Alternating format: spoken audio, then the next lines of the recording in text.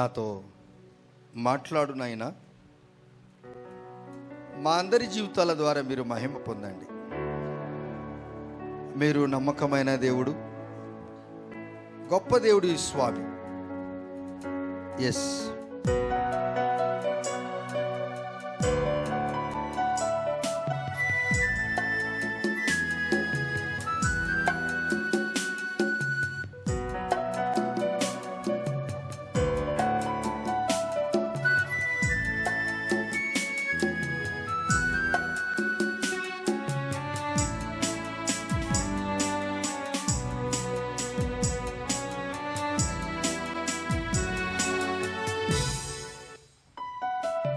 నీ పాదరేణువునై నన్నుండిపోని, నీ సేవలో బ్రతుకు తెలవారిపోని.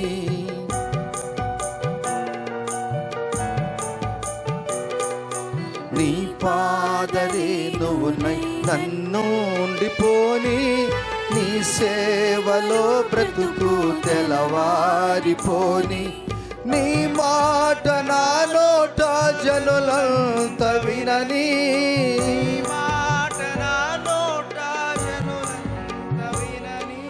సువార్తతో నన్ను కలవరమే గనని.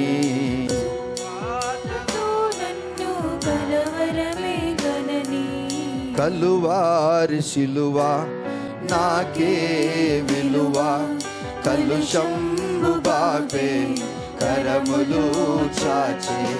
కలువారి శిలువ, శిలువ శక్తి మా జీవితాలను బాగు చేసింది.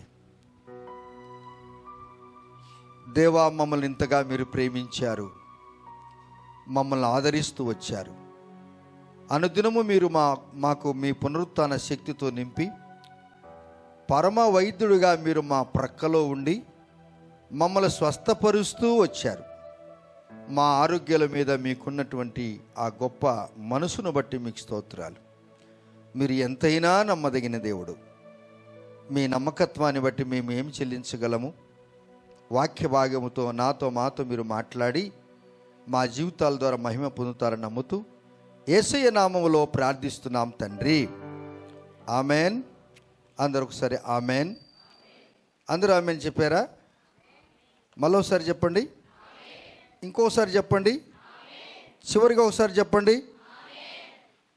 రండి ప్రియులారా, యోబు గ్రంథము 4వ అధ్యాయము 7వ వచనం. The book of Job chapter 4 verse 7.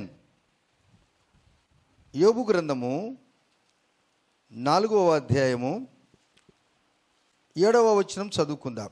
జ్ఞాపకము చేసుకునము. నిరపరాధి అయిన ఒకడు ఎప్పుడైనను నశించెనా, యథార్థవర్తనులు ఎక్కడైనా నిర్మూలమైరా అని యోబు ఊజు దేశానికి ఒక ఐశ్వర్యవంతుడు వేస్తున్నటువంటి ప్రశ్నలు. ఈ చదవబడినటువంటి ఈ అధ్యాయంలో దాదాపు 9 క్వశ్చన్ మార్కులు ఉన్నాయి 21 వచనంలో. ఈ క్వశ్చన్ మార్కులన్నిటికీ జవాబు చెప్పాలంటే చాలా కష్టం. ఇంకా కొన్ని అధ్యాయాలు, ఇదే అధ్యాయంలో ఆ అధ్యాయం అంతా కూడా క్వశ్చన్లే ఉంటాయి. ఆ ప్రశ్నలు వేసే దేవుడు ప్రశ్నలకు మనకు జవాబు చెప్పాలంటే కొంచెం చాలా కష్టపడాలి. మరి యోబు గారు ఐశ్వర్యవంతుడు, ఆయనకు ఎప్పుడు సమయం దొరికిందో ఏమో 42 అధ్యాయాలు రాశాడు ఆయన. దేవుడు ఆయన ద్వారా రాయించాడు. ఇది క్రీస్తుకు పూర్వం దాదాపు 2000 సంవత్సరాల క్రితము రాయబడినటువంటి మాటలు. యోబు అనగా అర్థం ఏంటనగా దేవుని తట్టు తిరుగుట అని అర్థం. దేవుని వైపు, దేవుని తట్టు తిరుగుట అనేది చాలా ప్రాముఖ్యము. చదవబడిన వాక్యము మనము ధ్యానించుకున్నప్పుడు మరొకసారి జ్ఞాపకము చేసుకునము. నిరపరాధి అయిన ఒకడు అనగా అపరాధము లేనివాడు ఎప్పుడైనా నశించనా, యథార్థవర్తనులు ఎక్కడనైనా నిర్మూలమైరా అని ఒక మాట తేమానుడైన ఎలీఫజు ఈలాగు చెబుతూ ఉన్నప్పుడు వీరి మధ్యన డిస్కషన్ జరుగుతుంది. ఎలీఫజు, జోఫరు, బిల్దదు, వీరు ముగ్గురు వైద్యులు, డాక్టర్లు.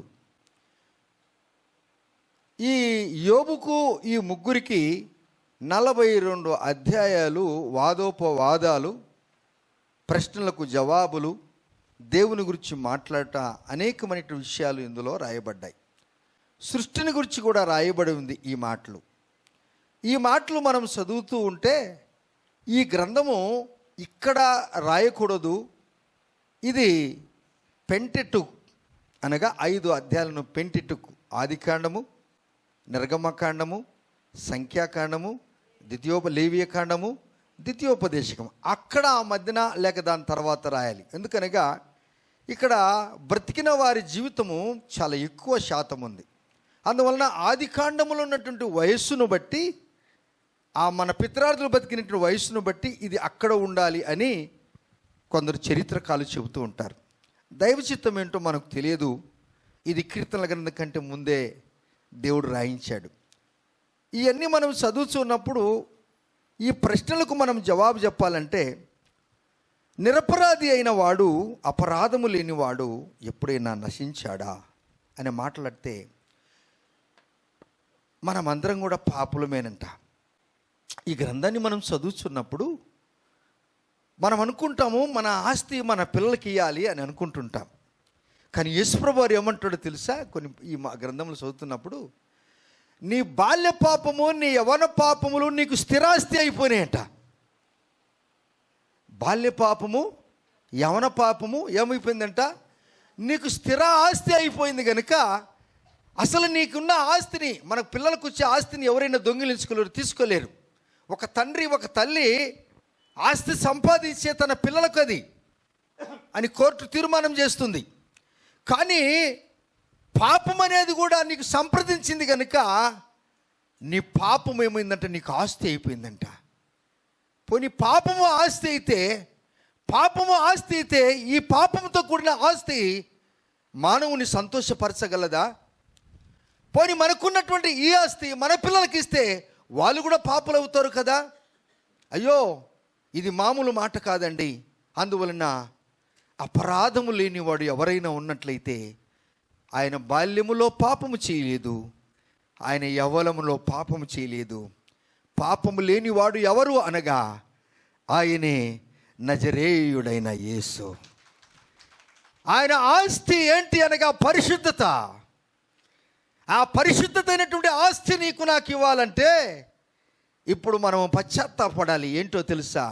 అదేంటనగా జ్ఞాపకము చేసుకున్నాము, నిరపరాధి అయిన వాడు ఎవడైనా కానీ నశించాడంటే కాదు, నశించలేదు. అపరాధము లేనివాడు నశించలేదు, అపరాధి అయిన వాడు నశించాడు. పాపము చేసిన వాడు చచ్చిపోయాడు, పాపానికి పాత్రుడు. పాపము వలన వచ్చు జీతము అది మరణము. పాపము లేకుండా జీవిస్తే మానవుని ప్రభువైన యేసుక్రీస్తు వారు ఆయన పరిశుద్ధుడు గనుక సమస్త విషయములో మనల్ని పరిశుద్ధుడిగా చేస్తాడట ఆయన. అలాగనే రెండవ భాగంలో మనం చూసినప్పుడు యథార్థవర్తులు ఎక్కడైనా అసలు నిర్మూలమయ్యారా? యథార్థత లేనివాడు నిర్మూలమయ్యాడు, కానీ యథార్థత కలిగిన వాడు నీ యథార్థత నీ ముందు నడుస్తుంది. మానవునికి పాదములు ఏ విధంగా నడుచుకుంటూ పరిగెత్తుకుంటూ వెళ్తాయో యథార్థత అనేటిది నీకంటే ముందు నడుచుకుంటూ పోతుందంట. అందువలన పాపం అనేది ఎటువంటిదంటే అది వెనుక నడుచుకుంటూ వస్తుందట. ఒకని పాపం ఒకరిని పట్టుకుంటుందట.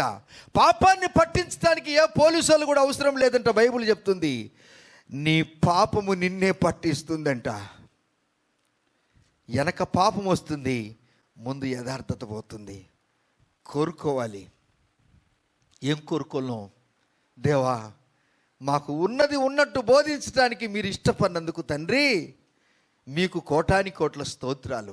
అవును, వాక్య భాగంలోనికి వెళ్తున్నాం. బాగా వాక్యం వినండి, జీవితాలను మార్చుకోండి. ఈ పరిశుద్ధమైన దినాలు అని ప్రపంచమంతటా దేవుని మందిరాలు తెరవబడి దేవుని స్తుతిస్తున్నారు. అందులో మనం కూడా ఒక భాగస్థలమే. ప్రతిదినము సిస్టర్స్ ఈ ఎండాకాలంలో సుదీర్ఘ ప్రయాణం చేసి ఉపవాస ప్రార్థనకు వస్తున్నారు. తల్లి, నువ్వు ఉపవాసం ఉన్నావా లేదా డస్ నాట్ మ్యాటర్. నీ దేహాన్ని గురించి నీకు బాగా తెలుసు, కానీ ఈ దేశాన్ని గురించి నువ్వు ప్రార్థన చేయటానికి, ఒక అంశం గురించి ప్రార్థన చేయటానికి నువ్వు వస్తున్నావు కదా, నీకు దేవుని యొక్క ఆత్మ ఉందని నేను నమ్ముచున్నాను. దేవుని ఆత్మ లేనివాడు ప్రార్థన అంటే ఇష్టపడ్డు, పద మన పని బాటలకు వెళ్దాం పద అంటాడు. దేవుని ఆత్మ కలిగిన ఒక్క కుటుంబంలో ఒక్కరు వచ్చి మీ వంతుకు మీరు యెహోషువ ఏ విధంగా లీడర్గా ఉన్నాడో ఒక్కడిగా వచ్చి ప్రార్థన చేస్తే దేశంలో నెమ్మది కలుగుతుందని గుర్తు చేసుకోవాలి. ఒక్కడిగా యోనా వెళితే పట్టణమంతా కాపాడాడు యేసు ప్రభువారు. దేవుని యొక్క ఉగ్రత గుర్తుపెట్టుకుందాం. దేవుని యొక్క ఉగ్రత దేవుని యొక్క దయ కంటే ఎక్కువ కాదంట. దేవుని ఉగ్రత దేవుని యొక్క దయ కంటే ఎక్కువ కాదంట. దేవుని దయ ఏం చేస్తుందో తెలుసా? ఉగ్రతను తీసివేస్తుందంట. హల్లెలూయా. ఉగ్రతను తీసివేస్తుందని ఈ గ్రంథంలో రాశాడు ప్రభువారు. దేవుని ఉగ్రత దయ కంటే, దయా దాక్షిణ్యం కంటే ఎక్కువ కాదంట. ఎప్పుడైతే దయ పుట్టించాడో నినివే పట్టణం మీద ఉగ్రతంతా కూడా మాఫీ చేశాడు యేసయ్య. నీ కుటుంబంలో ఉన్న నీ శాపాలు కొట్టివేయబడాలి అంటే, నీలో ఉన్న ఆ ఉగ్రత రెచ్చిపోకుండా అంటే, ఆయన గనుక కనికరం చూపిస్తే ఉగ్రతను తీసివేస్తాడు యేసయ్య. ప్రార్థన చేసే ప్రార్థన పరులుగా మనం ఎప్పుడు మార్చబడాలి. దేవునికి మహిమ కలుగుగాక. ఈ పత్రికను నిన్నగాక మొన్న మేము మరలా డ్రాప్ చేసే మార్చి ఏప్రిల్ మాసంది. ఎంతో క్లిష్ట పరిస్థితుల్లో, కష్ట పరిస్థితుల్లో ఎవరినో ఒకరిని దేవుడు పంపించి, నేను మీతో ఒక మాట చెప్తున్నాను. ఈ పత్రిక మీరు 24 పేజీలు ఉంటుంది, ఇంక్లూడింగ్ అట్ట పేజీ, కవర్ పేజెస్. మీరు ప్రతి పేజ్ చదవండి, చదివి ఇతరులకు మీరు ఇవ్వండి. వారు కూడా ఆధ్యాత్మికమైన దారిలో వారు నడుస్తారు. ఈ పత్రికలో మీకు ఏం కనపడవు అనగా, ఏది కానీ స్వయం ఏం కనపడదు. ఈ పత్రికలు నీకు కనపడేది విశ్వాసులు, సంఘము, యేసు ప్రభువారు ఎలా దేవుడు విశ్వాసులను మారుస్తాడు అనే అట్టి అంశం మీద అన్నీ ఉంటాయి. ప్రతి పేజీలో కూడా దేవునికి మహిమకరంగా మాటలు రాయబడుతుంటాయి. చదవండి. ఆ దినము యోబు గారు రాసినటువంటి మాటలు ఈ దినం మనకి ఎంత అవసరమో, భక్తులు రాసినటువంటి పుస్తకాలు ఎంతో అవసరము. దాని కొరకు ఎంతోమంది స్పాన్సర్ చేసి ప్రోత్సహిస్తుంటున్నారు. అట్టి వారికి దేవుడు ప్రత్యేకమైన దీవెనలు, ఆశీర్వాదాలు దయచేయునుగాక. రైట్, మనం చూసుకుంటున్నాం. మనందరికీ తెలుసు యేసు ప్రభు వారికి శిష్యులు చాలామంది ఉన్నారు. ఎంతమంది ఉన్నారు శిష్యులు? అనేక మంది శిష్యులు ఉన్నారంట. అందులో అది తరిగిపోయి 70 మందికి వచ్చారు. ఆ 70 మంది కూడా తరిగిపోయారు. 12 మందికి వచ్చారు. 12 మంది కూడా తరిగిపోయారు. చివరిగా 3 యేసయ్య ఎక్కువ ప్రేమించాడు. ఆ తర్వాత ఎవరు కూడా లేరు శిలువ దగ్గర. ఆ శిలువ దగ్గర ఒక్కడే యేసయ్య ప్రేమించిన శిష్యుడు ఆయనే ఉన్నాడు. మిగతా వారి కథ ఏంటి సార్ అని అంటారా? ఒక ఆయన గురించి నేను మీకు చెప్తాను. ఆయన చాలా ఎటువంటి వ్యక్తి చూడండి. మత్తయి సువార్త 27వ అధ్యాయము 4వ వచనం. The book of Matthew chapter 27 verse 4 చదువుకుందాం. నేను నిరపరాధ రక్తమును అప్పగించి పాపము చేసి తిని అని చెప్పాడు. వారు దానితో మాకేమి నీవే చూచుకొనమని చెప్పగా అతడు ఆ వెండి నాణ్యములు దేవాలయంలో పారవేసి పోయి ఉరి పెట్టుకొనెను. చాలు. ఎవరు ఈ వ్యక్తి? ఇస్కరియోతు అనేది ఆ దేశానికి దగ్గర ఉంది. ఈ వ్యక్తి ఏం చేశాడనగా ఉరి పెట్టుకొని చచ్చిపోయాడు, పొట్టబగిలి చచ్చిపోయాడని అపోస్తుల కార్యము 1వ అధ్యాయం 18-19 ఉంటుంది. ఈయన ఎవరు? ఈయనలో సైతానుడు ప్రవేశించాడు. శిష్యుడే కానీ దేవునికి దూరంగా ఉన్నటువంటి వ్యక్తి. దేవుని పిల్లారా, శిష్యుడిగా ఉన్నాడు కానీ నువ్వు డబ్బులు దోచుకున్నావేమో సంతోషమే, కానీ చివరికి స్వామిని అమ్ముకున్నావు కదా. ఏమండి? చివరికి నిన్ను ప్రేమించి నిన్ను గౌరవించి ఎక్కడికి వెళ్ళి నేను తీసుకుపోతుంటే చివరికి ఈయన దగ్గర ఈయన ఎక్కడెక్కడ ఉంటాడు అని గుర్తులు పెట్టి నీవు అప్పగించావు కదా. అప్పుడు అంటాడు, ఈయనకు ఒక పశ్చాత్తాపం జరిగింది. అయ్యో, నేను తప్పు చేశాను. ఆ యొక్క అపరాధము లేని వ్యక్తి, నిరపరాధి అయిన వ్యక్తిని నేను డబ్బు కోసము లోనై ఆయనను అప్పగించాను. పాపము తెచ్చుకున్నాడు యూదా. ఇదే గ్రంథము, యోబు గ్రంథములో అట్టివాడు పుట్టకపోయినా బాగుండును అంటాడు, అట్టివాడు జన్మించకపోయినా బాగుండును అంటాడు. అయితే అతడు ఉరి వేసుకొని చావకముందు, లేక పొట్ట పగిలి నడుము ఎరిగి చావకముందు అంటున్నాడు, పరిగెత్తుకొని వచ్చాడు, అయ్యో నేను నిరపరాధిని చంపివేశాను, నేను అటువంటి డబ్బు నేను తీసుకున్నాను. ఈ దినాలలో ఎంతోమంది అమ్మ, చెల్లి, అక్క అని వెంబడిస్తూ వాని మనసులో ఏదో పెట్టుకొని పై రూపానికే వాడు అక్క అన్నాడు, పై రూపానికే వాడు చెల్లి అన్నాడు, పై రూపానికే వాడు ఆంటీ అన్నాడు. చివరికి ఆ ఆడబిడ్డను నాశనం చేసినటువంటి యూదా ఇస్కరియోతులు ఈ భూమి మీద ఎందరో లేకపోలేదు. అన్నీ అయిపోయిన తర్వాత జడ్జి దగ్గరికి వెళ్ళిన తర్వాత అతడు అంటాడు, నా దప్పిక తీర్చుకోవటానికి ఈ విధమైన మోసకరమైన మాటలను నేను మాట్లాడాను అంటున్నాడు. దేవుని బిడ్డలారా, యవనస్తులారా, పెద్దవారులారా, వాక్యం వింటున్నటువంటి దేవుని బిడ్డలారా, ఇదిగో ఈ వ్యక్తి ఆఖరిని అంటున్నాడు, అన్నీ అయిపోయిన తర్వాత, స్వామిని పట్టించిన తర్వాత, యేసయ్యను అప్పగించిన తర్వాత, యేసయ్యకు శిలువను అప్పగించిన తర్వాత అంటున్నాడు ఏమంటున్నాడు తెలుసా? నేను నిరపరాధిని నేను అప్పగించినాను అంటున్నాడు. అందుకే దేవుడు నీతో ఏం మాట్లాడుచున్నాడు అనగా, సమయము ఉన్నప్పుడే నీవు సేవిస్తున్న దేవుని యొక్క శక్తి ఏంటిదో నువ్వు తెలుసుకోవాలి. నీ జీవితంలో ఎటువంటి శోధనలు వచ్చినను వాటిని జయించుకోవటానికి దేవుని యొక్క వాక్య జ్ఞానము నువ్వు కలిగి జీవించినప్పుడు శోధనను జయించువాడు ధన్యుడు. ఆ శోధన ఇతడు జయించలేకపోయాడు. అపవాది ఈయనలో ప్రవేశించాడంట. అతడు అపవాది ఇతనిలో ప్రవేశించినందున ఇతడేం చేశాడు? డబ్బుకు లోబడిపోయాడు. యేసుప్రభు వారిని అమ్మివేశాడు. మీలో ఒక గొప్ప శక్తి ఉందండి, దేవుని యొక్క వాక్య శక్తి అనేది ఉంది. ఆ వాక్యాన్ని నువ్వు అమ్ముకోవద్దు. ఆ వాక్యము చాలా పరిశుద్ధమైంది. అందుకే మీలో ఉన్నవాడు లోకములో ఉన్నవాడి కంటే గొప్పవాడని చెప్పాడు. ఈ వాక్యాన్ని నువ్వు నిర్లక్ష్యము చేస్తే, ఇంత గొప్ప రక్షణను నీవు నిర్లక్ష్యం చేస్తే, రానున్నటువంటి ఉగ్రత నుండి నిన్ను ఎవడు తప్పిస్తాడు? యూదా ఇస్కరియోతు ఇప్పుడు ఏమైపోయాడు? నడుమిరిగిపోయి పేగులు పగిలి చచ్చిపోయాడు, లేక ఉరి వేసుకున్నాడు. అప్పుడు అంటున్నాడు, యేసుప్రభు వారిని శిలువకు అప్పచెప్తే పరిగెత్తుకొని డబ్బుల సంచులు తీసుకెళ్ళి మరలా అన్న కైపు దగ్గర పారేస్తే వాళ్ళు ఏమంటారు? ఓరే బాబు, మాకు ఈ డబ్బు వద్దు నాయనా, మేము నీకు ఆల్రెడీ ఇచ్చాము ఆయన కొనటానికి. అప్పుడు ఏం చేయాలని అర్థం కాకుండా యూదా ఇస్కరియోతు వెళ్ళిపోయాడు. ఆ డబ్బును తీసుకెళ్ళి పరదేశులను పాతి పెట్టడానికి దాన్ని కొన్నారు. దేవుని సొమ్ము, దేవుని కార్యము మనము గనక ఎప్పుడే కానీ దొంగలిస్తే, యూదా ఇస్కరియోతుకు వచ్చినట్టు పరిస్థితి ఎవరికి రాకుండా ఉండటానికి నేను ప్రార్థన చేస్తున్నాను. హల్లెలూయా, ప్రైజ్ ది లార్డ్. దేవా, నిరపరాధిని నువ్వు అప్పచెప్పావా, అపరాధము లేనివానని. ఇప్పుడు ఇతనికి కళ్ళు తెరవబడ్డా ఎప్పుడు? శిలువకు అప్పచెప్పినప్పుడు. అంత అయిపోయిన తర్వాత నువ్వు కూడా బ్రతకలేకపోతివి, బ్రతికే వారిని కూడా బ్రతకనీయలేకపోతివి.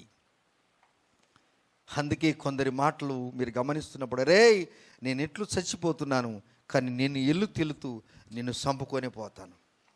ఇది ఎవరి ఆత్మ? ఎవరి ఆత్మ? యూదా ఇస్కరియోతు ఆత్మ. నువ్వేం చెప్పాలంటే, నేను చనిపోతాను, కానీ నేను చనిపోకముందు నేను రక్షణ పొందాను గనక నీవు రక్షణ పొందు వరకు నేను నిద్రపోనని చెప్పాలి నువ్వు. Praise the Lord. అది దేవుడికి ఇష్టమైనటువంటి మాట. దేవుడు కనికరము చూపిస్తాడు. దేవుని బిడ్డలారా, దేవుడు కృప చూపిస్తాడు. దేవుని బిడ్డలారా, దేవుని యొక్క ఉగ్రత దేవుని యొక్క దయ కంటే గొప్పది కాదు. ఆ ఉగ్రతను తీసివేసి తన యొక్క కృపతో దేవుడు నిన్ను నింపటానికి యూదా ఇస్కరియోతును మన మధ్యకి తీసుకొచ్చాడు యేసు ప్రభువారు. రండి మరొక మాట మనం ధ్యానించుకుందాం. లూకా సువార్త 23వ అధ్యాయము 41వ వచనం. లూకా సువార్త 23వ అధ్యాయము 41వ వచనం చదువుకుందామా? 23:41లో మనం చూసినప్పుడు మనం వారి యొద్ద నుండి మనకైతే ఇది న్యాయమే, మనము చేసిన వాటికి తగిన ఫలము పొందుతున్నాము, కానీ ఈయన ఏ తప్పిదము చేయలేదని చెప్పాడు. ఎవరండి? దొంగ. ఆ మాట అంటేనే ఎంత మన క్రైస్తవులకు చూడండి ఎంత కరెక్ట్ ఇది. దొంగ చర్చికి వెళ్ళాడు ఎప్పుడైనా? దొంగ బాప్తిసం తీసుకున్నాడా? అయితే యేసుప్రభు వారు పెట్టిన మీటింగ్లకు అన్నిటి కూడా ఈ దొంగ అటెండ్ అయ్యి ఉంటాడు. ఎందుకనగా ఆయన అద్భుతమైన దేవుడు అని తెలుసు నాకు. అందువల్ల అంటున్నాడు, 2 దొంగలు వెళ్ళారు. మీటింగులు పెడితే అందరూ పరిశుద్ధులే వస్తారని గుర్తుపెట్టి కాకండి. గ్రౌండ్కి వెళ్తే అందరూ పరిశుద్ధులే వస్తారని గుర్తు చేసి కాకండి. కొందరు చూడటానికి వస్తారు, అయ్యగారు ఏం చెప్తారని. మరి కొందరు ఏం చేస్తారు, ఎంతమంది నేను ఏమైనా తలకాయతో కొట్టి కింద పడేస్తారా లేపుతాడా అది చెప్తారు. మరి కొందరు ఏం చేస్తారు, ఈయన వాక్యం చెప్తాడు లేదని మరికొందరు వస్తారు. అసలు ఎట్లా పాటలు పాడతారు చూడటానికి వస్తారు. కొందరు విమర్శలు చేయడానికి వస్తారు. ఈ జాబితాలో మీరు ఎవరు ఉండకూడదు. దేంట్లో ఉండాలంటే వాక్యమిని వచ్చి దాంట్లో ఉండాలి. మీరు సభలు కూడా దేవుని చూద్దామా? ప్రైజ్ ది లార్డ్, హల్లెలూయా. అవును, ఈ దొంగలు కూడా మీటింగ్కి వెళ్ళారు. యేసు ప్రభు వారు చేసే కార్యాలను చూశాడు. అప్పుడు అంటాడు, ఈయన తీర్పు ఇస్తున్నాడు అక్కడ, రే నువ్వు నోరు మూసుకొని మౌనంగా ఉండు, నువ్వు మౌనంగా ఉండు. ఈయనలో ఏ యొక్క ఏమని అంటున్నాడు? 41 వచనములో ఏముందండి? మనకైతే ఇది న్యాయము, మనము చేసిన వాటికి తగిన ఫలము పొందుతున్నాము, కానీ ఈయనలో ఏ తప్పిదము లేదు. ఎవరు చెప్తున్నారు? దొంగ సాక్ష్యం చెప్తున్నాడు. ఆ మాటకు దేవుడు ఆయన యొక్క అతని మీద ఉన్న ఉగ్రతంతా తీసివేసి దేవుని యొక్క దయతో నింపాడు. అప్పుడు అంటాడు, ఈయన అంటాడు, ఓ ప్రభువా, నువ్వు వెళుతున్న రాజ్యములో నన్ను కూడా జ్ఞాపకం చేసుకోమన్నప్పుడు ఆయన అంటాడు, ఇతడు ఇన్నేళ్ళు చేసిన దొంగతనం అంతా కూడా ఏం చేశాడు తెలుసా? ఆయన ఉగ్రతంతా తీసివేసి దేవుని యొక్క దయతో ఆ వ్యక్తిని నింపి ఆయన వెళుతున్నటువంటి పరదేశకు ఈయనతో కూడా ఆయన్ను తీసుకెళ్ళాడు. హల్లెలూయా. నువ్వు ఎవరైనా ఈ దినాన ఇంకా ఇదే స్టైల్లో నువ్వు ఉండాలనుకుంటున్నావా? కాస్త స్టైల్ మార్చుకో. శారీరక స్టైల్ మార్చుకొని ఆధ్యాత్మికమైన స్టైల్కి వచ్చేసాయి. అప్పుడే లేకపోతే ఒకవేళ ఏమో యూదా ఇస్కరియోతు పరిస్థితి మనకు వస్తే ఎట్లా? నాణ్యము లాసించి నాడు యూదా, నటనాము చేసేను నమృతగా. నాణ్యము లాసించి నాడు యూదా, నటనాము చేసేను నమృతగా. కపట ప్రేమ కలిగిన వ్యర్థుడన్, కపట ప్రేమ కలిగిన వ్యర్థుడన్, ప్రేమ లేని వాడనైనా ప్రభు వ్యర్థుడన్, ప్రేమ లేని వాడనైనా ప్రభు వ్యర్థుడన్. కపట ప్రేమ కలిగాడు యూదా. దొంగ ఏం చేశాడో తెలుసా? చాలు, నేను చేసింది ఇంకా చాలు అనుకున్నాడు. ప్రభువా, నీతో కూడా సిలువ వేయబట్టడానికి నన్ను ఇక్కడికి తీసుకుని వచ్చారని 2 వచ్చారు. ఆయన అన్నీ గమనిస్తూ ఉన్నాడు. గమనించి అంటాడు, మొదటి వ్యక్తి అంటాడు, నిన్ను నువ్వు రక్షించుకో, మమ్మల్ని కూడా రక్షించమన్నాడు. ఆ మాట ఇతనికి ఇష్టం కాకుండా, రేయ్ మనం చేసిన బాల్య పాపములు, యవన పాపములు తుడిచివేయటానికి ఈ గొప్ప వ్యక్తి ఒక్కడే రా ప్రపంచములో. ఆ మాట ఎప్పుడైతే తెలుసుకున్నాడో, నేడే నీవు నాతో కూడా. దేవునికి నీకు ఎన్ని ఏండ్ల స్నేహం. అసలు యేసంటే ఏమని అర్థం చేసుకున్నావు నువ్వు? ఒక ప్రశ్న వేస్తున్నా లేదా? ఏండి, ఏమనుకున్నావు నువ్వు? జీవితకాలం అంతా నువ్వు అనుకున్నట్లు జరిగితే ఈయన యేసు ప్రభు. వింటున్నారన్నమాట. నువ్వు అనుకున్నదంతా జరగాల. ಅప్పుడు ఈయన గొప్ప ಭಾಳ ದೊಡ್ಡವರು ದೇವರಪ್ಪ ಅವರು. ಬಾಬ್ಬಾ ನಾವು ಏನು ಅನ್ಕೊಂಡಿರೋ ಎಲ್ಲಾಗಿ ಬಿಡ್ತೀವಿ ನೋಡಪ್ಪ. నేనేమనుకున్నానో అన్నీ అయిపోయినప్ప, ఒక్కటి కనుక నీకు కాకపోతే ఏం దేవుడు అండి నా. పద మళ్ళీ ఆడికి పోదాంప. వాళ్ళు ఏమన్నా మంతరిస్తారా? వాళ్ళు ఏమన్నా టూ అంటారా, ఠా అంటారా? పద. నీ భక్తి ఎప్పుడు కనపడుతుందనగా నువ్వు అపరాధిని, నువ్వు నిరపరాధిగా ఉండి దేవునిగా ఉంటే నీవు దేవుని దృష్టిలో కూడా నిరపరాధి అయిపోతావు. యేసయ్య నీ కొరకు ఎన్ని కష్టాలు పడ్డాడో నీకు తెలుసా?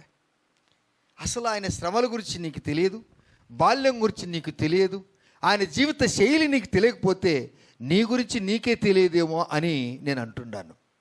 ఇన్ని ఏళ్ళ నుంచి దేవునితో ఉండి నువ్వు ఆయన అప్పగించినావంటే దేవుని బిడ్డవుని ఎలా అవుతావు? ఇదిగో ఈ దొంగ ఆఖరి డిసిషన్ ఉంది కదా, అది గొప్ప డిసిషన్, తీర్మానం. ఈ దొంగ ఎన్నో తప్పులు చేశాడు, పాపం చేశాడు, కూనీలు చేశాడు, దొంగతనం చేశాడు, వ్యభిచారం చేశాడేమో, ఏమేమో చేశాడేమో. కానీ చివరికి తెలుసుకున్నాడు, స్వామి నా తప్పులు నా పాపములు క్షమించటానికి నువ్వు ఒక్కడివే అర్హుడవు. అయ్యా మీరు ఎప్పుడు వాక్యం చెప్పినా, ఎక్కడ వాక్యం చెప్పినా మేము విన్నాము. ఆ పరదేశు, ఆ పరలోక రాజ్యానికి చెప్తుండేవాడివి. ఆ పరలోక రాజ్యములో సంతోషం ఉంటుందంట కదా. ఈ దొంగతనం చేస్తే మాకు సంతోషం దొరకలేదు, లేక ఇంకోటి చేస్తే మాకు సంతోషం కలగలేదు. మీ మాటలు నేను నమ్ముతున్నాను. నువ్వు వెళుతున్న ఆ పరలోక రాజ్యానికి నన్ను తీసుకుపోయినప్పుడు యేసయ్య ఇతని మీద ఉన్న ఉగ్రత అంతా తీసివేశాడు. హల్లెలూయా, హల్లెలూయా. రండి, ఇంక 2 మాటలు నేను మీకు చెప్పి ముగిస్తాను. రండి, బైబిల్లో ఉన్న మాటలు నేను మీకు తెలుపుతున్నాను, నా సొంత మాటలు నేను మీకు చెప్పను. దేవుని బిడ్డలారా రండి. ఇక్కడ ఒక సహోదరి, ఆమెను గురించి చెప్తున్నాను. మత్తయి సువార్త 27:19, మత్తయి సువార్త 27:19. Matthews chapter 27:19 చదువుకుందామా?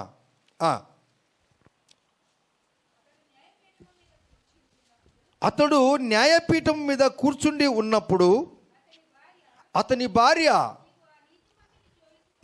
నీవు ఆ నీతిమంతుని జోలికి పోవద్దు, ఈ ప్రొద్దు ఆయనను గురించి నేను కలలో మిక్కిలి బాధపడి తిని అని ఆయనకు వర్తమానం పంపించింది క్లాడియా, పొంతు పిలాతు భార్య. ఈయన న్యాయాధిపతి, ఈయన సైన్యాధిపతి. పొంతు అనేటువంటి జిల్లాలో ఈయన విజయం సాధించాడు. ఇతని భార్య పేరు క్లౌడియా. పగటిపూట కలగనిందంట యేసు ప్రభు వారిని సెలవుకు తీసుకెళ్తే. దేవుడు ఒక సతీమణితో మాట్లాడుచున్నాడు, ఆయన జోలికి నువ్వు పోవద్దు, ఆయన నీతిమంతుడు. ఒక స్త్రీకి ఇచ్చిన ఘనత ఎటువంటిదో చూడండి. తన భార్య ద్వారా దేవుడు మాట్లాడుచున్నాడండి. దేవుని పిల్లారా, ఒక నిజమైన భార్య, ఒక ప్రేమ గల భార్య, ఒక సమాజ విలువ గల భార్య తన భర్త యొక్క ప్రతి జీవన శైలి మీద ఆమె మనసు పెడుతుంది. నా భర్తకి ఎక్కడైనా చిన్న చెడ్డ పేరు వస్తే కేవలం అది నా భర్తకే కాదు, అది నాకు కూడా వస్తుంది. ఆ భార్య ఎప్పుడు ప్రార్థన చేస్తుంది. ఆ నిజమైన ఈ పిల్లలు కూడా మా డాడీకి ఎక్కడైనా చెడ్డ పేరు వస్తే మా అందరికి కూడా వస్తుంది. మా డాడీ కనుక బాగుంటే మేము బాగుంటాం. ఇప్పుడు ఒక న్యాయ తీర్పు తీర్చడానికి ఇతని దగ్గర జనులందరూ వచ్చేసారు. ఎక్కడైనా మా ఆయన తప్పుడు తీర్మానం ఇస్తాడేమో, తప్పుడు తీర్పు ఇస్తాడేమో అని చెప్పి ఆమె పగలుపూట ఆమె నిద్రపోతుంటే దేవుడు ఆమెకు ప్రత్యక్షమై, ఎల్లు తొందరగా ఒక వర్తమానం పంపు, ఆ నీతిమంతునికి నువ్వు ఎటువంటి హాని చేయవద్దు, ఆయనలో ఏమో తప్పే లేదంటుంది ఆమె. ఆమెకి ఎలా తెలిసిందా? న్యాయవంతుడి భార్య బాగా చదువుకొని ఉండొచ్చు. చదువు ఒకవేళ లేకపోయినా కానీ ప్రార్థన పరురాలు కావచ్చు. దేవుడు అందుకే ఆమె మాట్లాడుతుంది. నిజమైన భార్య తన భర్తను ఉన్నతమైన స్థలానికి తీసుకెళ్తుంది. హల్లెలూయా చెప్పండి, ప్రైజ్ ది లార్డ్ చెప్పండి. ఒక నిజమైన భార్య, దేవునికి ఇష్టమైన భార్య, సమాజంలో ఒక విలువ ఎరిగినటువంటి భార్య తన భర్తను ఉన్నతమైన స్థితికి తెస్తుంది. ఆమె బిహైండ్ ద స్క్రీన్, వెనక భాగంలో ఉంటుంది. తన భర్త ఉన్నతమైన స్థానములు ఉంటే ప్రజలు అడుగుతారు, వీరి సత్యమని ఎవరో చూడటానికి పోదామని అంటారు. దేవుని పిల్లలారా, స్త్రీలుగా ఉన్న మీరు మీ భర్తను గురించి మీకు ఎటువంటి అవగాహన ఉంది అని నేను మీకు ప్రశ్నిస్తున్నాను. ఆ స్త్రీ అట తన కుటుంబీకులందరూ కూడా రక్తవర్ణ వస్త్రములు ధరించిన వారంట. సామెతల గ్రంథము 31:21 అంటాడు. తన భర్తను సమాజము పెద్దలతో, దేశపు పెద్దలతో కూర్చోబెడుతుందంట. అప్పుడు తన భర్త అంటాడంట, అమ్మా, పతివ్రత ధర్మము ఎరిగిన వారిని నేను అనేకులను చూశాను, కానీ నీలాంటి పతివ్రతను నేను ఎక్కడ కూడా చూడలేదు. సభలు కూడా దేవుని చూద్దామా? వాక్యము లేకుండానే ఆ యొక్క స్త్రీ యొక్క నడవడితను బట్టి ఆ భర్త కూడా మారు మనసు పొందుతాడట. హల్లెలూయా చెప్పండి. మీరు ప్రార్థనకు వచ్చి ఇంటికి వెళ్ళి కొట్లాడుతున్నారనుకో, నిన్ను చర్చికి ఎవడు బొమ్మన్నాడు అంటాడు ఆయన. అంటాడా లేదా? నువ్వు ఏమి నేర్చుకొని వచ్చావో, మీ పాస్టర్ ఏమి నేర్పించాడు అంటాడు. అది చూడు ఎంతవరకు పోయింది, ఎక్కడికి వచ్చిందండి? పాస్టర్ దగ్గరికి. ఈ పాస్టర్ ఏం చెప్పాడండి? ఏమ్మా, పాస్టర్ ఏం చెప్పాడు? తిట్టమని చెప్పాడా? కొట్టమని చెప్పాడా? పండ్లు కొరకమని చెప్పాడా? ఇట్లా చూస్తుంది భర్తను, ఇట్లా చూస్తా నేను అంటుంది. అమ్మా, అలాంటి వాళ్ళు మీరు చాలా మంచి వాళ్ళు, దేవునికి స్తోత్రాలు. మీరు మంచివారు. ఎన్ని అవుతారు మీరు? నీకేం తెలుసంటారా? అలాంటి వారుంటే దేవుడు నీ జీవితంలో ఒక భర్తనిచ్చాడు. ఆ భర్తను రక్షించుకోవటానికి అంత తొందరగా ఆయన రక్షింపబడ్డాడు. ఎందుకు రక్షింపబడ్డాడుగా? నువ్వు నిజమైన ప్రార్థన పరురాలు కాదు. నువ్వు నిజమైన ప్రార్థన పరురాలైతే ఆయన దృష్టిలో నీవు అన్ని విషయంలో నువ్వు ప్రార్థన చెయ్యి. వాక్యం సత్యమా, నీ తలంపులు సత్యమా? నాకు చెప్పండి. చెప్పరు బ్రదర్, అమ్మా, సిస్టర్? వాక్యం సత్యమా, మన ఆలోచన సత్యమా? వాక్యమే సత్యం. ఎవరి యొక్క వాక్యము చెప్పకుండానే నీ భర్తను నువ్వు రక్షించుకోగలవు అంటాడు పత్రికల్లో. నీ భర్తను రక్షించుకోవాలంటే నువ్వు ప్రార్థన చేయాలి. ఎంతవరకు చేయాలంటే, దొంగ ఏ విధంగా శిలువ దగ్గరికి వచ్చేంత వరకు ఆయనకు ప్రార్థన ఎలా ఉందనో అలా ప్రార్థన చేసినప్పుడు ఒక్క ఆత్మను దేవుడు నీకు ఇచ్చాడు. ఆ కఠినమైన ఆత్మను రక్షించుకున్నప్పుడు ఆయనను ఇద్దరిని దేవుడు పరలోక రాజ్యానికి తీసుకెళ్తాడు. భర్త కఠినవాడైతే నువ్వు కఠినంగా ప్రవర్తించొద్దు. ఈడు మొరటువాడండి, ఈడు మారు మనసు పొందడండి అనుకోవద్దండి. ఆ స్త్రీ అంటుంది, నాబాలుని గురించి అంటుంది కదా, కఠినమైన నా భర్త, ఆయన పట్టించుకోవద్దు. అయ్యా, మమ్మల్ని రక్షించు. పరిగెత్తుకొని రొట్టెలు మాంసము తీసుకెళ్ళి దావీదు దగ్గరికి వెళ్ళి కోపము చల్లార్చుంది. అయ్యా, ఆయన మొరటివాడు నిజమే, ఆయన మాటలను బట్టి మా కుటుంబానికి శాపాలు వద్దయ్యా, ఆయన క్యారెక్టర్ని బట్టి మా కుటుంబానికి శాపాలు వద్దయ్యా. నీ యొక్క కోపాన్ని అణుచుకోవటానికి, దేవా నిన్ను సంతోషపరచడానికి ఎక్కడి నుంచో రొట్టెలు అయ్యి ఫలానా తీసుకెళ్ళి ఆ తల్లి పరిగెత్తుకొని పోయిందంట. ఒక స్త్రీ సమాజంలో చాలా గొప్పదండి దేవుని బిడ్డలారా. ఆ నీతిమంతుల్లో ఏమి దోషం లేదు, దయచేసి నువ్వు ఆయనకు ఏమి శిక్ష విధించదని ఉత్తరం రాసి సైనికుని పిలిచి, పరిగెత్తు, నా భర్తకి ఏమని చెప్పిందంట.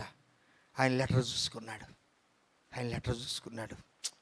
నా భార్యకి ఏదో దైవం చెప్పింది అనుకున్నాడు. సరే, మెదలకుండా ఉన్నాడు. రండి, 2 మాటలు చెప్పి నేను ముగిస్తాను. చివరి మాట, ఆ భర్త దగ్గరికి వెళ్దాం, ఆయన దగ్గరికి వెళ్దాం, న్యాయాధిపతి దగ్గరికి వెళ్దాం. 27వ అధ్యాయం మత్తయి సువార్త 24 మత్తయి సువార్త. పిలాతు అల్లరి ఎక్కువ అగుచున్నదే కానీ తన వలన ప్రయోజనము ఏమీ లేదని గ్రహించి నీళ్లు తీసుకొని జన సమూహము ఎదుట చేతులు కడుగుకొని ఈ నీతిమంతుని రక్తమును గూర్చి నేను నిరపరాధిని. హల్లెలూయా. ఎక్కడి నుంచి వచ్చింది రికమెండేషన్, సిఫారసు ఎక్కడి నుంచి వచ్చిందమ్మా? అప్పుడు అంటాడు, అల్లరి ఎక్కువ అవుతుంటే, అబ్బో ఈ శాపాలు నాకు నా పిల్లలకు వద్దు, వీరి యొక్క కేకలే గెలిచాయి, వీరి కేకలే గెలిచాయి గనుక నేను మౌనంగా ఉంటానని. అయితే ఆయన దృఢంగా నిలబడి నేను ఈయనకు శిక్ష విధింపను అని చెప్పటం లేదు, చేత కావట్లేదు. అయితే ఆ విధంగా చేయటం వలన వెంటనే కొన్ని రోజులకే ఈయన ఉద్యోగం ఊడిపోయిందంట. చరిత్ర చెప్తుంది పిల్లారా. న్యాయాన్ని న్యాయంగా చెప్పలేకపోతేవి. అయితే రెండవ మాట ఏంటనగా, యేసు లేఖనముల ప్రకారము ఈ విధంగా జరగవలసి ఉన్నది. హల్లెలూయా, హల్లెలూయా. దేవుని పిల్లలారా, యేసు ప్రభువారు అపరాధము లేనివాడు, నిరపరాధి. యేసు ప్రభువారు యథార్థపరుడు, యథార్థవర్తనుడు, నిర్మూలము కాలేదు. దేవుడు అపరాధము చేయలేదు గనుక ఆయన నశించలేదు.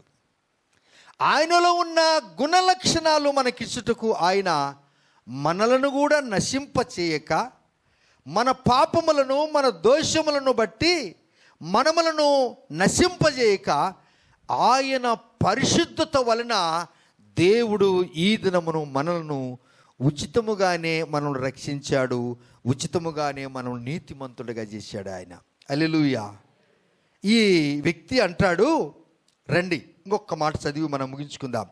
యోహాను సువార్త the book of John chapter 18 చదువుకుందాం. 38 వచ్చి చదువుకుందాం. 38.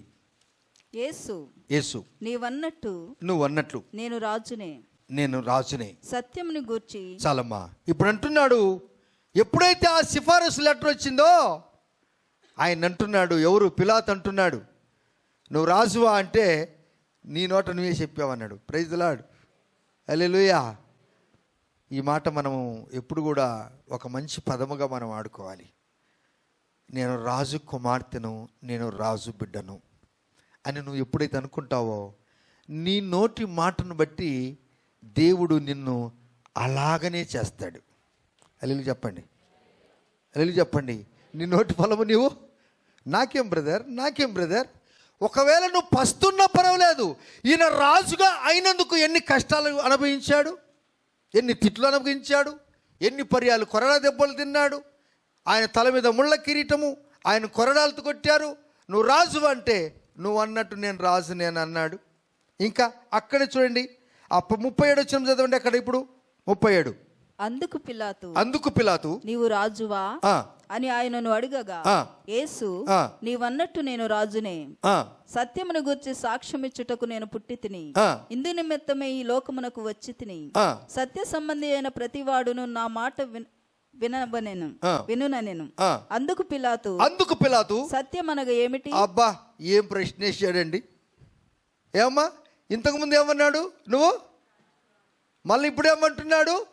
సత్యం అంటే ఏంటిరా అని అడిగాడు. సత్యం అంటే ఏంటంటే వాక్యమే సత్యము. ఆ వాక్యము నిన్ను స్వతంత్రులుగా చేస్తుందంట. వాక్యం ఏం చేస్తుందని మనిషిని స్వతంత్రులుగా చేస్తుందంట. స్వతంత్రం అనగా అదే. యోహాను సువార్త 8:31-32 చదవండి. The book of John chapter 8 verse 31-32 చదవండి. ఎస్, చదువుకుందాం. తీశారా? యోహాను సువార్త 8వ అధ్యాయము. కాబట్టి యేసు తనను నమ్మిన యూదులతో. ఇప్పుడు ఆ నమ్మిన యూదులు ఏం చేశాడు? యూదా ఇస్కరియోతు ఏం చేశాడు చెప్పాలి, మీరు వినాలి. ఏం చేశాడు? యేసు ప్రభునే, వాక్యాన్నే, పరిశుద్ధతనే. అందుకే పరిశుద్ధులు మీరు, పరిశుద్ధులుగా ఉన్న ఈ దేహం అంతా పరిశుద్ధతే. ఈ పరిశుద్ధతను మీరు ఎవరు అమ్ముకోకూడదు. ఏం చెప్పారు? అమ్ముకోకూడదు. అసలు నీ విలువ అంతేనా? రక్తం గార్చి ప్రాణం పెట్టిన దేవుడు మీ జీవితాల్లో గొప్ప కార్యాలు చేశాడు. మీరు అమ్ముకోకూడదు. ఏ విషయంలో కూడా నీలో ఉన్న దేవుడు లోకంలో ఉన్నవాడి కంటే గొప్పవాడు గనుక ఈ మాట ఎప్పుడు నువ్వు గుర్తుంచుకోవాలి. సత్యం అనగా ఏంటి అన్నాడు, వాక్యం అంటే ఏమి అని అడిగాడు. ఎందుకు అడిగాడు అనగా అది కంటిన్యూ చదవండి. ఇక్కడ 8:31-32. కాబట్టి యేసు తనను నమ్మిన యూదులతో, మీరు నా వాక్యమందు నిలిచిన వారైతే నిజముగా నాకు శిష్యులై ఉండి సత్యమును గ్రహించెదరు. నా వాక్యమందు నిలిచిన వారైతే ఏమన్నాడమ్మా? సత్యమును గ్రహించెదరు. సత్యాన్ని మీరు వాక్యము నిలిచి ఉంటేనా, నిలవకపోతేనా? మీరు నా యందు ఉండండి, నా మాటలు మీ యందు ఉండనియడి. ఏంటి, మీరు ఏమడిగినా నేను ఇస్తానంటాడు. మనోళ్ళు ఏం చదువుతారంటే ఆ కింది మాటలు అడుగుతారు. ఏమంటాడు? యేసుప్రభు ఏం అడుగుతిస్తారంట, యేసుప్రభు ఏం అడుగుతుంటే ఇది మాత్రం అవలంబించరు. ఏది? నా వాక్యం మీలోను. యోహాను సువార్త 15:7-8 ఉంది. ఒకసారి అట్లా రండి, ఇక్కడ ఒక ఏళ్ళు పెట్టుకొని అక్కడ చదవండి చూద్దాం. అయినా ఒకసారి ఇక్కడ ఒక ఏళ్ళు పెట్టుకొని అక్కడ చదవండి. అయినా నా యందు మీరును మీ యందు నా మాటలను నిలిచి ఉండిన ఎడల. ఇంతవరకు చాలు. అది మర్చిపోయి మళ్ళీ ఆడికే చదవమా. అక్కడికి రా. మీరు ఏమడిగినా మీకేది ఇష్టమో అడుగుడి. ఇది కరెక్ట్గా రాస్తారు మా సారు. మీకు ఏది ఇష్టం అడుగుడి, మీకు ఏది ఇష్టం అడుగుడి. ఆ పైన మాట మాట్లాడరు కదా, నా యందు మీరుండండి మీ యందు నేను. ఆ మాట మాత్రం జాంతానై. ఏమడిగిన ఇస్తాడంట. యేసుప్రభు ఏమడిగిన ఇస్తాడంట. ఏమడిగిన నీకు ఇస్తాడు యేసే, ఏమడిగిన నీకు ఇస్తా. అది మర్చిపోయాయి. ఎప్పుడు ఆయన యందు మనము, మనమందు ఆయన. అప్పుడు 8 ఏమంటాడు? ఆయన ఏమంటాడండి? మీరు బహుగా ఫలించుట వలన నా తండ్రి మహిమ పరచబడును. ఇందువలన మీరు నాకు ఏమవుతారు? ఎందువల్ల మనం అంటాము ఆయన ఎందు. ఇప్పుడు యూదా ఇస్కరియోతు ఆయన ఎందు ఉన్నాడా? ఊరికి నాటకం ఆడలేదా? ఎందరో ప్రభు నీ ఎరుగక ఎండిన ఎముకల వలెనుండగా ఏమాత్రమో ఎంచనిచో వ్యర్థుడన్. ఎందరో ప్రభు నీ ఎరుగక ఎండిన ఎముకల వలెనుండగా ఏమాత్రమో యేసయ్యను ఎరుగక వ్యర్థుడనైపోతిని.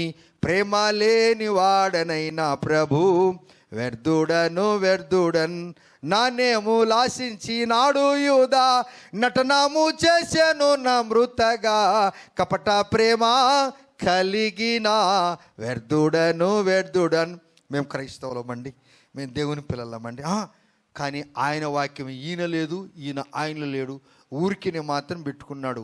God is Jesus is head of this house అని ఒక లామినేషన్ బోర్డు పెట్టుకున్నాడు. యేసుప్రభు వారి ఇంటికి యజమానుడు. ఇక యజమానుడు నిజంగా యేసుప్రభు వారైతే ఆ యజమానుడు చెప్పిన మాట వినాలి కదా మనము. ఏమర్థమైంది మీకు? ఏదో ఒకటి అర్థమైంది. ఇప్పుడు మా యోహాను సువార్త 8వ కంటిన్యూ 32 చదువుమా. అప్పుడు సత్యం మిమ్మల్ని స్వతంత్రులుగా చేయునని. ఎప్పుడు వాక్యము మనలో ఉన్నప్పుడు. సత్యమును ఎరుగని జనులు సంత వీధులలో ఉండగా. ఎంతోమంది సత్యము లేని ప్రజలు ఎంతోమంది ఉన్నారు. ఆ సత్యము నీళ్ళు నివసించినప్పుడు ఇప్పుడు సత్యానికి వచ్చాడు యూదా ఇస్కరియోతు. ఎట్లొచ్చాడు? ప్రభువా నేను చేసింది తప్పయ్యా అని చెప్పి ఆ 30 వెండి నాణ్యాలు తీసుకుపోయి అన్న కాయబద్దకు మొఖాన్ని వేస్తే, ఓరి తండ్రి ఇది మాకు వద్దురా బాబు అంటలకే, నువ్వు వద్దంటున్నావు, నేను డబ్బులు తీసుకుని శిష్యుని కాలేకపోతే తిని, ఇట్లా దేవుని మెప్పించలేకపోతే, ఇట్లా మీకు కూడా తృప్తిపరచలేకపోతే ఇంకా నా బతికే వద్దనుకున్నాడు. ఎవరు? ఇస్కరియోతు యూదా. దొంగ ఏమన్నాడు? జీవితకాలం అంతా తప్పు చేశాడు. అందుకే నినివే పట్టణం యొక్క పాపం ఎంతైందంట? ఆకాశానికి అంటుకున్నదంట.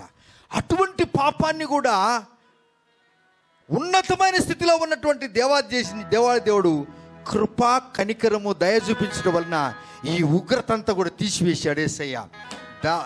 ఆ యొక్క దొంగను దేవునితో తీసుకెళ్ళాడు, పరలోక రాజ్యానికి తీసుకెళ్ళాడు, అక్కడికి పరదేశికి తీసుకెళ్ళాడు ఆయన. హల్లెలూయా, ప్రైజ్ ద లార్డ్, హల్లెలూయా. పిలాతు భార్య క్లాడియా ఏం చేసిందనగా ఆమెకు నిద్రపోతూ కల వచ్చేసిందంట. మీ ఆయనకి చెప్పు, ఆయన ఏదో తీర్పిస్తున్నాడు, కొంచెం జాగ్రత్త. ఆ యొక్క శాపం అంతా మన పిల్లలకు రాకుండా. ఆయన నిరపరాధి, అపరాధము లేనివాడు. ఆయనకేమో తీర్పిస్తున్నాడు, పరిగెత్తమని లెటర్ రాసి పంపిస్తుందంట అక్కడికి. వయమ్మో నా భార్య కూడా నాకు రెఫరెంట్ చేసింది. ఎస్, దేవుని స్తుతిద్దామా. చివరికి ఆయన ఏమన్నాడు? ఎవరు? పిలాతు కూడా ఏం చెప్పాడంటే, ఈయనలో నాకేమే కానీ దోషము కనబడలేదు. Amen, hallelujah, praise the Lord. జ్ఞాపకము చేసుకున్నాము, నిరపరాధి అయిన ఒకడు ఎవడైనా నశించనా? యథార్థవంతులు ఎక్కడైనా నిర్మూలమైరా? కాలేదు ప్రభువా. మేము కూడా నిర్మూలం కాము, మేము నశించము. యేసుని ఎరుగని జనులు ఎందరో నశించిపోగా,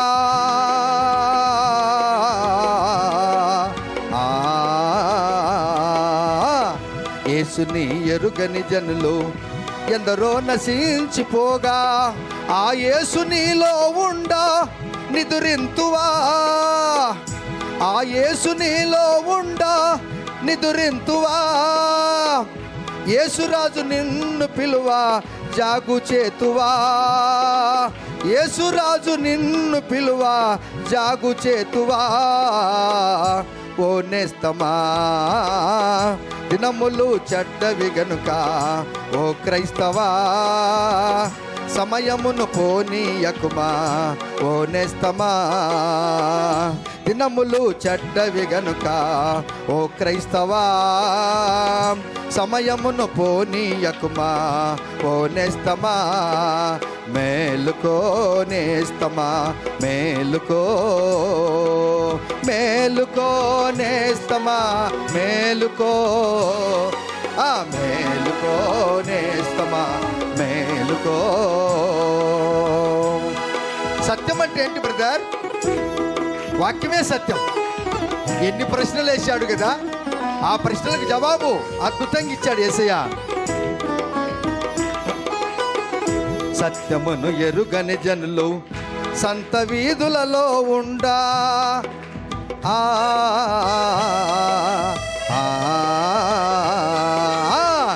సత్యమును ఎరుగని జనులు సంత వీధులలో ఉండా, ఆ సత్యమే నీలో నివసించగా, ఆ సత్యమే నీలో నివసించగా. సత్య సాక్షి వైసాగా సాకులేలను, సత్య సాక్షి వైసాగా సాకులేలను. ఓ నేస్తమా దినములు చెడ్డవి గనుక, ఓ క్రైస్తవా సమయమును పోనీయకుమా. ఓ నేస్తమా దినములు చెడ్డవి గనుక, ఓ క్రైస్తవా సమయమును పోనీయకుమా. ఓ నేస్తమా అందరూ మేలుకో మేలుకో నేస్తమా, మేలుకో మేలుకో నేస్తమా, మేలుకో మేలుకో నేస్తమా, మేలుకో. అందరము సమర్థమా మేలుకో నేస్తమా, మేలుకో. బ్రదర్ చప్పటి కొడతామా, తమ్ముడు చప్పటి కొట్టు, గెలుస్తుందామా.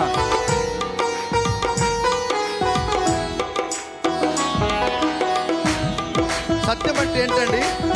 వాక్యమే సత్యము. వాక్య స్వరూపి ప్రేమమయుడు శ్రమలు పొందాడు. యేసుని ఎరుగని జనులు ఎందరో నశించిపోగా,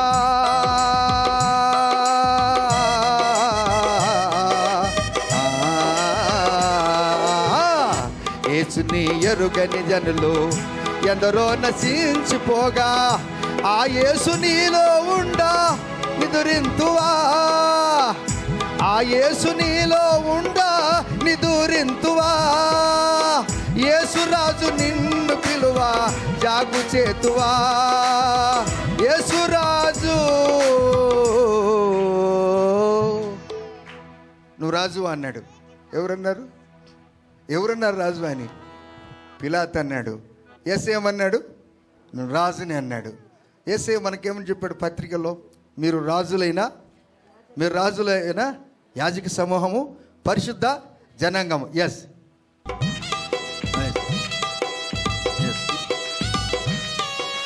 యేసును తెలుసుకున్న నీవు నీలో ఉన్న శక్తిని నువ్వు పొందుకోకపోతే యూదా ఇస్కరియోతులాగా అమ్మేస్తాం యేసయ్యను.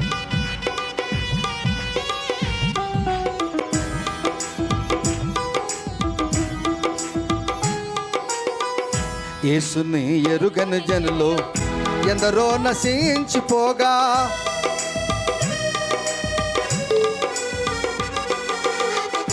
యేసుని ఎరుగని జనులు ఎందరో నశించిపోగా, ఆ యేసు నీలో ఉండా నిదురింతువా, ఆ యేసు నీలో ఉండా నిదురింతువా. యేసురాజు నిన్ను పిలువా జాగు చేతువా, యేసురాజు నిన్ను పిలువా జాగు చేతువా. ఓ నేస్తమా దినములు చెడ్డవి గనుక, ఓ క్రైస్తవా సమయమును పోనీయకుమా.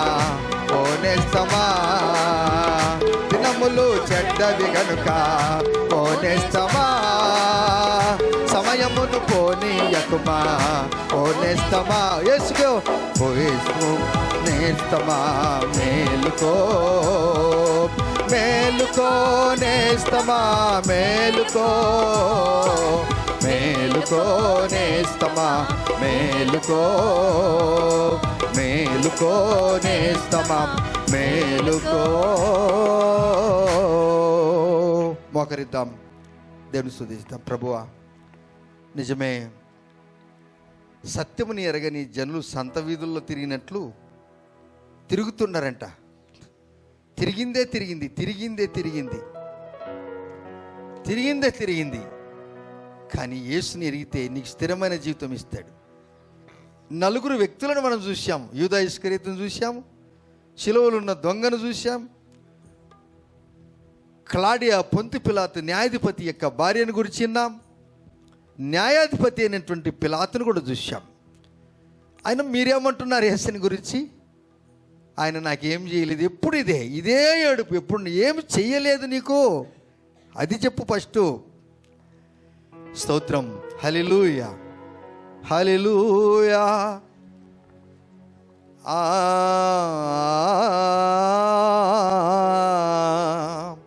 తొందరగా ఇంటికి వెళ్తే పోదామని ఒకటి, ఏముందులేండి ఇదే కదా అని మరొకడు. జ్ఞాపకం చేసుకో, నిరపరాధి అయిన ఒకడు ఎప్పుడైనా నశించాడా? యథార్థవంతుడు ఎప్పుడైనా నిర్మూలమయ్యాడా?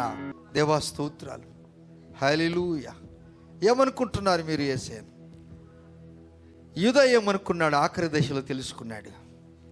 దొంగ అయితే జీవితకాలం అంతా అతని మొదటి చరిత్ర అంతా పాపమే, కానీ రెండవ చరిత్ర యేసయ్యకు దగ్గరికి వచ్చాడు. క్లాడియా అంటుంది ఆయనలో ఏ అపరాధము లేదు అని అంటుంది. యేసయ్యను ఏం తెలుసుకున్నావమ్మా నీవు తల్లి?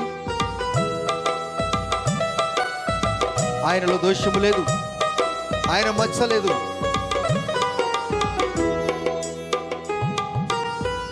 సత్యమును ఎరుగని జనులు సంత వీధులలో తిరుగా,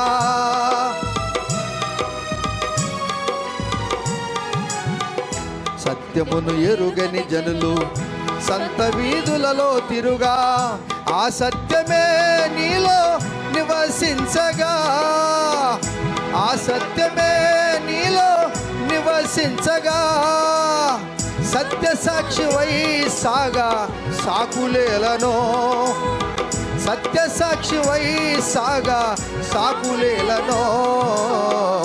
ఓ నేస్తమా దినములు చెడ్డవి గనుక, ఓ క్రైస్తవా సమయమును పోనీయకుమా. ఓ నేస్తమా, అందరూ దినములు చెడ్డవి గనుక, ఓ క్రైస్తవా సమయమును పోనీయకుమా. ఓ నేస్తమా మేలుకో, మేలుకో నేస్తమా మేలుకో, మేలుకో నేస్తమా, అందరూ మేలుకో, మేలుకో, మేలుకో నేస్తమా మేలుకో, మేలుకో నేస్తమా మేలుకో, మేలుకో నేస్తమా మేలుకో. యేసుని నువ్వు నశించే గుంపులో ఉండకూడదు, నువ్వు రక్షింపబడే గుంపులు ఉండాలనేది దేవుని యొక్క ఆశ.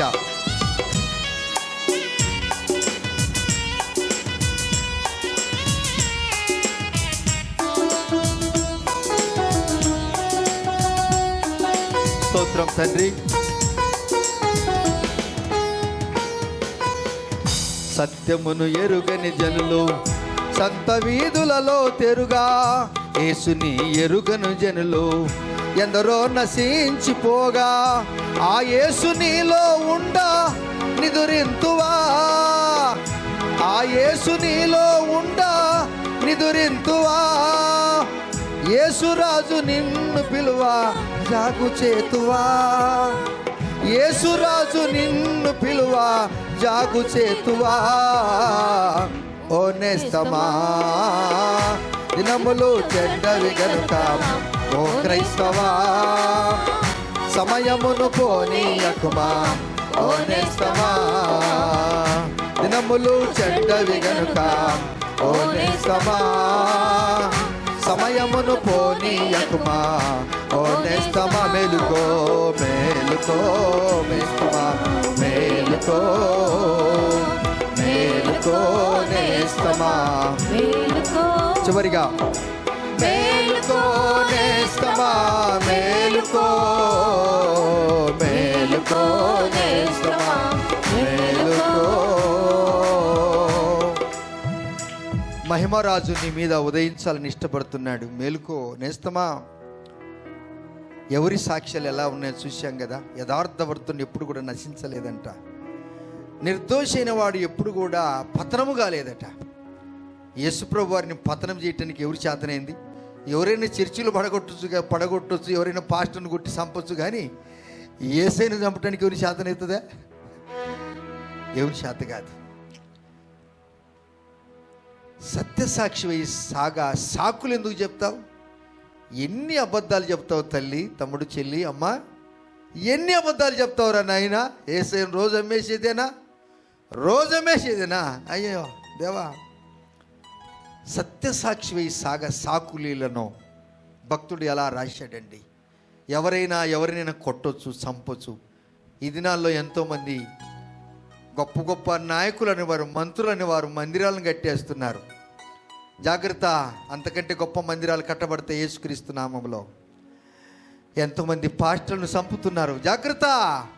ఆ ఒక్క వ్యక్తి చచ్చిపోతే అదే దినమున 1000 మంది పుట్టింటారు అటువంటి వారు. దీన్ని చంపడానికి ఎవరి చేత కాదు. దేవుడు ఎంత గొప్ప దేవుడు. నీలో ఉన్నవాడు లోకములో ఉన్నవాడికి ఇంటి గొప్పవాడు. నీ విలువ చాలా గొప్పది. నీ యథార్థత నీ ముందు నడుస్తుంది. నీ పాపము నిన్ను పట్టుకుంటుంది. పాపానికి అవకాశం ఏదు. యథార్థతకు నీవు ముందు కొనసాగు. దేవుడు అద్భుతమైన కృపలోనికి నిన్ను పెంచుతాడు. యేసయ్య ఈ శిలువ ధ్యానాలలో యేసయ్య ఎన్ని శ్రమలు పెట్టాడు. అన్నిటికీ అన్నాడు, కానీ నువ్వు చెప్పినట్టు నేను రాజు అన్నాడు. ఏమయ్యా సత్యం అంటే వాక్యమే సత్యం అన్నాడు.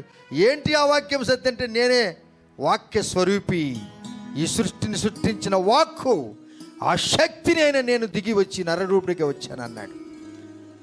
కృపా సత్య సంపూర్ణంగా మన మధ్య నివసిస్తున్నాడు వాక్య స్వరూపి అనే దేవుడు. మీ కొరకు నేను ప్రార్థన చేస్తున్నాను. కనికరము, కృప, వాత్సల్యత, దయగలిగిన దేవా, మా మీదికి వచ్చిన ఆ ఉగ్రత మీ దయ కంటే గొప్పది కాదు, మీ కరుణ కంటే గొప్పది కాదు, మీ ప్రేమ కంటే గొప్పది కాదు. ఉగ్రత మా కుటుంబాల మీద, మా పిల్లల మీద, మా దేశం మీద, ప్రపంచం మీద వచ్చిన ఉగ్రత మీరు ఒక్క దయ చూపిస్తే అద్భుతమైన కార్యాలు జరుగుతాయి. స్వామి, నీ ప్రియ బిడ్డలు వెళ్తున్నారు, వీరు దీవించండి. శాపానికి వీరు అర్హులు కాదు, ఆశీర్వాదానికి వీరు అర్హులు. మాలో ఉన్న శాపాలు కొట్టివేసి మమ్మల్ని దీవెనకరంగా మీరు మార్చారు. ఒక పూట భోజనానికి మేము పస్తున్నా కూడా మేము రాజులమే, రాజు పిల్లలమే. మాకు ఒకవేళ పెద్ద ఇండ్లు లేకపోయినా బాడిగే ఇంట్లున్నా కానీ మేము రాజులమే. రాజకుమారుడు ఎక్కడున్నవాడు రాజకుమారుడే. యేసురాజు నిన్ను పిలువా జాగు చేతువా, రాజాదిరాజు నిన్ను పిలువా సాకు చెప్పుదువా, నజరేయుడైన యేసు పిలువా అబద్ధమాడుతావా. ఓ నేస్తమా, దినములు చెడ్డవి గనుక ఓ క్రైస్తవా సమయమును పోనీయకుమా, ఓ నేస్తమా.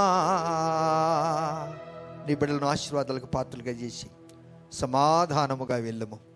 యథార్థవంతుడు ఎప్పుడు కూడా నశించలేదు, నిర్దోషి ఎప్పుడు కూడా నాశనము కాలేదు.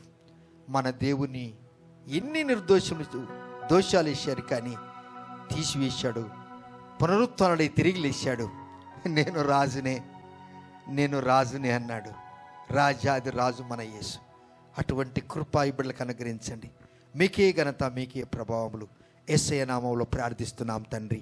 ఆమేన్. తండ్రికి దేవుని ప్రేమ, కుమారుని కృప, పరిశుద్ధాత్మ దేవునికి విశ్వాసం ఇప్పుడు మనందరికీ తన పిల్లలుగా మన ప్రభు మనలందరినీ స్వీకరించునుగాక. ఆమేన్, ఆమేన్. మీ అందరికి వందనాలు. Thank you. God bless you.